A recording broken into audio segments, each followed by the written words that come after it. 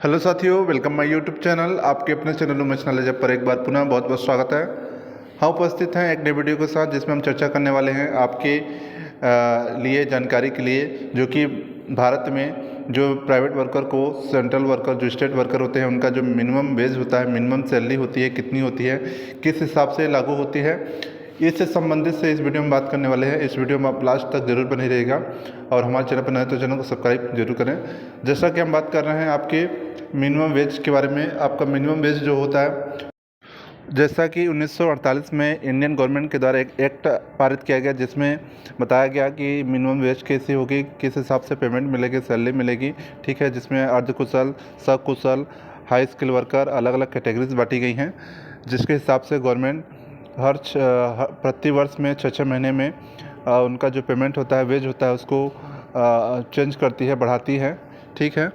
उनका जो वेज होता है, एक निर्धारित एक्ट के तहत उनका पेमेंट, डी अलाउंसेस अलग अलग हर 6 महीने में उनका बढ़ता है उस हिसाब से, और आपको जो बांटा गया है, ठीक है। यह एक्ट बना हुआ है पहले से 1948 में इंडियन गवर्नमेंट ने एक्ट पारित करके यह एक्ट बनाए हैं कि मिनिमम सैलरी कितनी होनी चाहिए, और उससे संबंधित जो कि अलग अलग वर्कर का कैटेगरीज बांटी गई है। 4 कैटेगरीज है, जिसमें अर्धकुशल, सकुशल, सेमी स्किल जो होती है और हाई स्किल होती है। 4 कैटेगरीज में पेमेंट रखा गया है,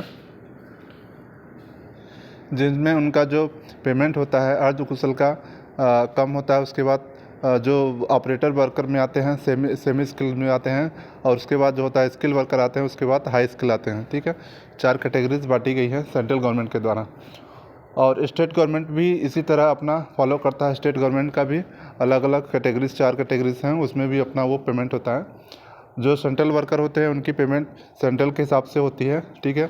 सेंट्रल जो प्राइवेट वर्कर होते हैं, जैसे सेंट्रल वर्कर समझ लीजिए आप कि एनटीपीसी कोई प्लांट है, एनटीपीसी में प्राइवेट वर्कर काम कर रहे हैं, तो वो सेंट्रल कंपनी है, ठीक है, सेंट्रल वर्कर के अंदर आएंगे। जैसे देख सकते हैं अभी के जो वर्तमान का पेमेंट है सेंट्रल वर्करों का, ठीक है, अक्टूबर 2023 से लागू है, जो कि मार्च 24 तक रहेगा।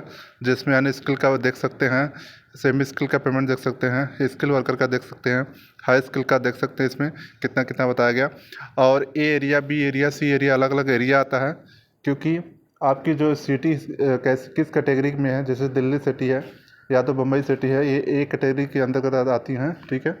और आपकी बी कैटेगरी की सिटी अलग अलग होती हैं, ठीक है। अलग अलग सिटी के हिसाब से पेमेंट रखा गया है सेंट्रल गवर्नमेंट के द्वारा, जो कि सेंट्रल प्राइवेट वर्करों के लिए, ठीक है। इसमें भी 4 कैटेगरी अभी जो वर्तमान में मिल रहा है। ये कैटेगरीज में जन इसके 751 रुपये, SW जो होता है 832 रुपये, सेमी स्किल का जो होता है 915 रुपये, हाई स्किल का 992 रुपये, ठीक है। अलग अलग पेमेंट लगा हुआ है। बी कैटेगरी में जो आएगा, जो सी कैटेगरी हमारा सिंगरौली जो है, सी कैटेगरी के अंतर्गत आता है सिंगरौली एरिया, जो कि एनटीपीसी पावर प्लांट है सेंट्रल गवर्नमेंट का, जिसमें आपका जो लेबर का वर्क पेमेंट है 504 रुपये, और जो ऑपरेटर का है 589 रुपये, और जो स्किल वर्कर का है 709 रुपये, हाई स्किल का 832 रुपये, ठीक है।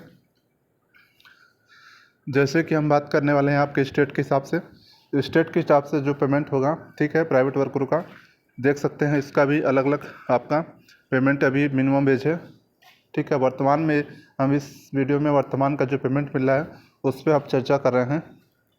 आपका जो वर्तमान में मध्य प्रदेश का पेमेंट है, लेबर का जो अन स्किल का है 377 रुपये, और सेमी स्किल का जो है 410 रुपये, स्किल वर्कर का 463 रुपये, हाई स्किल का जो है 513 रुपये, ठीक है। अलग अलग आपको रखा गया है। इस वीडियो में हमने आपको यह बताया है कि जो स्टेट वर्कर होते हैं और सेंट्रल वर्कर होते हैं, उनकी मिनिमम वेज अभी वर्तमान में कितनी चल रही है, और इसको किस हिसाब से बदला जाता है हर 6 माह में, प्रतिवर्ष मतलब साल में 2 बार परिवर्तन होता है। डीए जब आपका बढ़ता है, डीए अलाउंसेस, ठीक है, जो भत्ता होता है आपका, उसके हिसाब से अलग अलग पेमेंट होती है, ठीक है। इस वीडियो में इतना, थैंक यू, धन्यवाद।